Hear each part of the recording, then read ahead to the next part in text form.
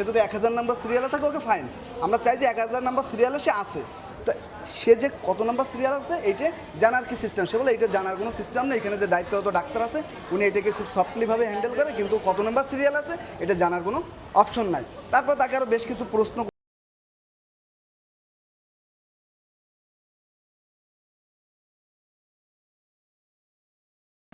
Sherebangla medical college হাসপাতাল দক্ষিণবঙ্গের সবথেকে বড় চিকিৎসা কেন্দ্র।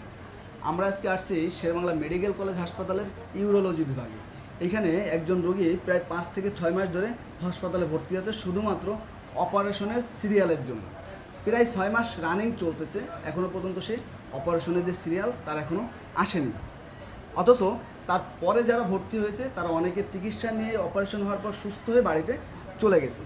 মানে আমরা একটু জানতে চাই যে আসলে এই বৈষম্যটা আসলে কেন বা এই ঘটনাটা আসলে কীভাবে হচ্ছে, কারোর প্রতি কোনো অভিযোগ না, আমরা রোগীর সাথে কথা বলবো এবং অপারেশনের জন্য কি কোনো টাকা পয়সার প্রয়োজন হয়েছে কি না যেটা রোগী দিতে পারে না, সব কিছু মিলে এই ভুক্তভোগীর সাথে আমরা একটু কথা বলতে চাই।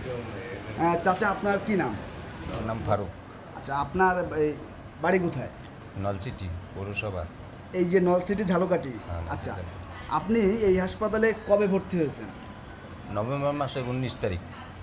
নভেম্বর মাসের 19 তারিখ। 19 তারিখে আপনি ভর্তি হয়েছেন। আচ্ছা, আপনার মানে রোগ কি, মানে ডাক্তার কি বলছে? Posted operation. Prostate operation. আচ্ছা আচ্ছা, প্রোস্টেট অপারেশন। আচ্ছা, অপারেশনের সিরিয়াল আসলে কবে দিয়েছিলেন? অপারেশনের 4তলা ডাক্তারে আমার এই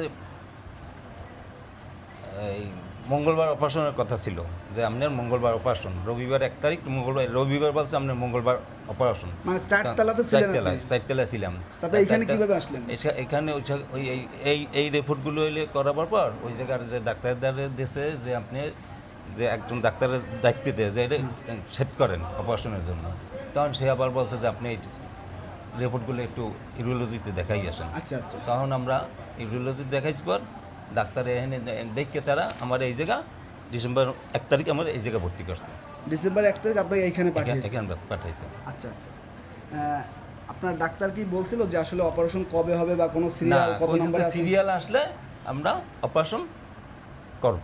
সিরিয়াল আসলে আপনার পরে যারা ভর্তি হয়েছে এইখানে আপনি আসার পরে তো দেখছেন, তারা কি আছে নাকি তারা চলে গেছে? অনেকে চলে গেছে অপারেশন করতে। আচ্ছা, অনেকেই চলে গেছে। আচ্ছা, আপনি নিজে কি দেখছেন, মানে এরকম উদাহরণ আছে যে আপনার পরে যারা আসছে তারা চলে গেছে? আছে। আচ্ছা আচ্ছা, এখনো আছে। এখনো আছে? হ্যাঁ। আচ্ছা, আচ্ছা, আপনি ডাক্তারদের সাথে আসলে কথা বলছেন, তারা কি বলছে? ডাক্তাররা বলে যে অপারেশন সিরিয়াল আসলে অপারেশন হইবে। সিরিয়াল আসলে অপারেশন হবে? হ্যাঁ। আচ্ছা আচ্ছা, আজ হচ্ছে 7 এপ্রিল, এপ্রিল মাসের আজকে 7 তারিখ আপনার সাথে এখানে বসে কথা বলছে। আজকে কি ডাক্তার আসছিল এখানে? হ্যাঁ, আসছে। ডাক্তারের সাথে কথা হয়েছে? না, এটা দেখে চলে গেছে। ডাক্তার বলে যে এদেরকে করো, এই সেট করো, এদের অপারেশন হইবে। কবে হইবে সিরিয়ালটা বলেন না। জিজ্ঞেস করেন যে স্যার আমি তো এত মাস ধরে এখানে আসছি, স্যার কবে কি হবে আমি সিরিয়াল? কিছুদিন আগে জিজ্ঞেস করছিলাম যে স্যার তো 4 মাস হয়ে গেলে, 4 মাস হয়ে গেলে অপারেশন করেন, এই সেটা একটা মাইকিং করেন অপারেশন। মানে মাইকিং করেন মানে? এই আর কিছু মানে না। মাইকিং করেন মানে বুঝি না, আবার একটু আমি বলুন তো। বলছি যে স্যার আমার তো 4 মাস হয়ে গেছে, একটা মাইকিং করেন। আচ্ছা, মানে আপনি যখন এই বিষয়গুলো তাদের সাথে আলাপ করছেন, আপনার সাথে কি কখনো কেউ খারাপ ব্যবহার করছে? না, আবার আমি যে ওই স্যারের দ্বারে আবার যে ওই ইনচার্জ স্যার দ্বারে বলছি, স্যার হে বলছে যে বড় স্যারের অর্ডার না দিলে তো আমি কিছু করতে পারি না। আচ্ছা, ধরেন আপনি এখানে 4-5 মানে 5-6 মাসের মতো এখানে ভর্তি আছেন, আপনার এখনো পর্যন্ত অপারেশন হচ্ছে না। না। এই বিষয়টার জন্য কি এরকম কখনো ইঙ্গিত পাইছেন কারো কাছ থেকে যে আসলে টাকা চাচ্ছে কেউ, একটু টাকা পয়সা দিলে আপনার অপারেশনটা খুব তাড়াতাড়ি সিরিয়ালটা যাইতো, এরকম কোনো ইঙ্গিত আপনি পেয়েছেন? না, কখনো পাননি? না, আর কার কাছে শুনিও না যে এই জায়গায় টাকা লাগে। আচ্ছা, তা আপনি বা কোনো আপনার কি মনে হয় যে কোনো দালাল বা কোনো মধ্যস্থকারী কারো মাধ্যমে যদি আপনি ডাক্তারদের কাছে যান তাহলে আপনার এটা তাড়াতাড়ি হয়ে যাবে, এরকম কি আপনার মনে হয় এই কয়দিনে আপনি এখানে থেকে? না, এরকম মনে হয় না, কারো দেখিও নেই। মানে তাহলে আপনার কোন দিক থেকে মনে হয় যে আপনার অপারেশনটা এত ডিলে হচ্ছে, মানে এত লেট হচ্ছে? মানে ডাক্তাররা তো আপনাকে কিছু একটা বলবে যে বাবা আপনার এই সমস্যাটার জন্য লেট হচ্ছে অপারেশনটা। ওই তো কয় যে বড় অপারেশন। বড় অপারেশন? হ্যাঁ। ভালো মন্দ কিছু বলেন না, এইটাই। মানে এর জন্য আপনার 5-6 মাস? হ্যাঁ, মাঝে ওই আমার ওই ঈদের সময় ছুটি দিয়েছিল, 10 দিনের ছুটি দিয়েছিল, তা আমি 10 দিনের দিন আমি 7 দিনের দিন চলে আসছি। 7 দিনের দিন চলে আসছে? চলে আসছি। আচ্ছা আচ্ছা, আমরা আপনাদেরকে বিষয়টা একটু ক্লিয়ার করতে চাই। এই রুগী আপনার আপনি যদি একটু দেখেন এই রুগী প্রথমে ভর্তি হয়েছিল হচ্ছে 19 তারিখ 11 মাস 2025, এই থেকে 16/3/2026 পর্যন্ত সেইখানে চিকিৎসা নিয়েছে। চিকিৎসা নেওয়ার পরে ঈদের আগে কিন্তু তাকে 16 মার্চ 2026 ঈদের আগে কিন্তু তাকে কি করছে, ঈদের আগে কিন্তু তাকে ছুটি দিয়েছে, 7 দিন না 10 দিনের বুঝে 10 দিন ছুটি দিয়েছে। ছুটি দেওয়ার পরে তখন সে বলছে আপনার সিরিয়াল ওকে থাকবে, আপনার চাইলে ঈদের ছুটি নিয়ে বাড়িতে যেতে পারেন। তারপর সে এসে কিন্তু আবার পুনরায় ভর্তি হয়েছে কয় তারিখ আপনাদেরকে একটু দেখাই। পুনরায় এসে ভর্তি হয়েছে হচ্ছে 24/3 অর্থাৎ সে 24/3/2026।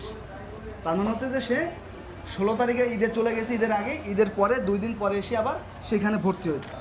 এখন আমাদের এই কথা বলার বিষয়টা হচ্ছে যে সে 5 থেকে 6 মাস এখানে ভর্তি আছে, সে আসলে বুঝতে পারতেছে না যে তার আসলে অপারেশনটা কবে হবে। আরেকটা বিষয় হচ্ছে তার হচ্ছে প্রোস্টেট অপারেশন, এটা হচ্ছে তার 45 মানে আর কি, তার যে প্রোস্টেটের যে সাইজ ওইটা একটু বড় হয়ে গেছে, ওই অপারেশনটাই মূলত তার বিষয়। এখন আমাদের তার সাথে কথা বলা বা অনলাইনে বিষয়টাকে নিয়ে আলাপ করার মূল উদ্দেশ্যটা হচ্ছে কাউকে হেয় প্রতিপন্ন করা, কাউকে ছোট করা, কারোর বিরুদ্ধে অভিযোগ, এগুলো কোনো কিছুই না।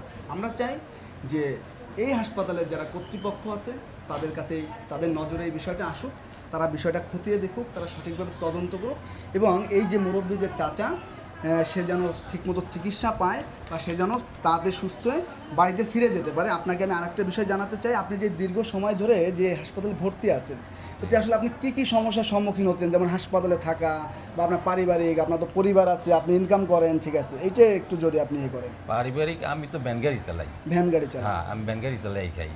আমার একটা মেয়ে আছে পরে, আর একটা ছেলে আছে, ছোট্ট একটা চায়ের দোকান চালাই। আর দোকানে আমার মাল জিনিস নাই, এত আমার পিছনে এই 6 মাস ধরে খরচ করতে করতে শেষ হয়ে আপনার গেছে। পরিবার কিভাবে চলতেছে? এখন পরিবার দাঁড় কর জোরে চলতেছে, কিস্তির টাকা উঠে দাঁড় কর জোরে চলে। আর আমি এখন ওই বাথরুমে গেলে বাথরুম করে দাঁড়াইতে পারি না, ঠান্ডা দিয়ে বইটা দাঁড়ান লাগে। আপনি একা থাকেন এখানে? হ্যাঁ, না আমি একা থাকি, অনেক পরিবার আয় মাঝে মাঝে। মানে এত সময় ধরে তো কেউ থাকা সম্ভব না? সম্ভব না। তো মূল বিষয়টা হচ্ছে যে এই হাসপাতালের যারা কর্তৃপক্ষ আছে তাদেরকে আমরা জানাতে চাই, যদি সম্ভব হয় আপনারা এই রোগীর যে বিষয়টা একটু আপনারা বিবেচনা করবেন, একটু তদন্ত করবেন। কারণ আমরা জানি যে শেরেবাংলা মেডিকেলে আপনার সাধারণত অপারেশনের যখন ডেট আসে 1 সপ্তাহ সময় লাগতে পারে, 15 দিন লাগতে পারে, সর্বোচ্চ 1 মাস লাগতে পারে, কিন্তু 5 থেকে 6 মাস এটা তো আসলে কোনোভাবে পসিবল না। আমরা আসলে কখনোই শুনি নাই, ঠিক আছে, কখনোই শুনি নাই, যার কারণে এই আলাপটা তোলা। আমাদের কারোর প্রতি কোনো অভিযোগ অনুযোগ কোনো কিছুই না। আপনি এই হসপিটালের কর্তৃপক্ষকে কি বলতে চান, আপনার কি অনুরোধ থাকবে, কি চান? অনুরোধ তো স্যার, আমার অপারেশনটা যাতে তাড়াতাড়ি করতে পারি, আমি যাতে বাড়ি তাড়াতাড়ি ফিরে যাইতে পারি। আমি গরিব মানুষ, ভ্যান গাড়ি চালাই খাই, আমার বাড়ির অবস্থা খুব খারাপ, করুণ অবস্থা বাড়ির অবস্থা। পরিচালক মহোদয় প্লাস কর্তৃপক্ষের কাছে বিনীত অনুরোধ জানাচ্ছি, আপনারা এই বিষয়টি একটু দেখার চেষ্টা করবেন এবং এই মানুষটাকে একটু সহযোগিতা করার চেষ্টা করবেন। 5 থেকে 6 মাস, প্রায় অর্ধ বছর, এটা চারটিখানি কথা না। একটা পরিবারের যে উপার্জক্ষম যে একজন ব্যক্তি থাকে, সেই ব্যক্তি হাসপাতালে বেড়ে 6 মাস যাবৎ বসে আছে, কোনো ইনকাম নেই। এই বিষয়টা বিবেচনা করে আপনারা আশা করি ব্যবস্থা নেবেন। আমরা রোগীর সাথে কথা বলার পরে আমরা একটু ডাক্তারদের সাথে কথা বলার আমাদের একটু চিন্তাভাবনা ছিল।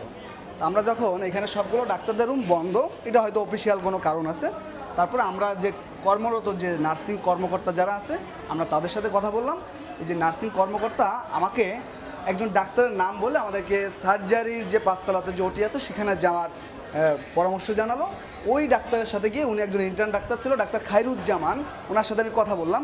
ওনার কাছে একটা প্রশ্ন ছুড়ে দিয়েছিলাম, মানে জানতে চেয়েছিলাম যে আমাদের যে একটি রুগী যে 6 মাস 7 মাস যেখানে ভর্তি আছে, অপারেশনের সিরিয়াল দিচ্ছে, ওকে ফাইন, এটা একটা অফিসিয়াল প্রসিডিউর হতে পারে।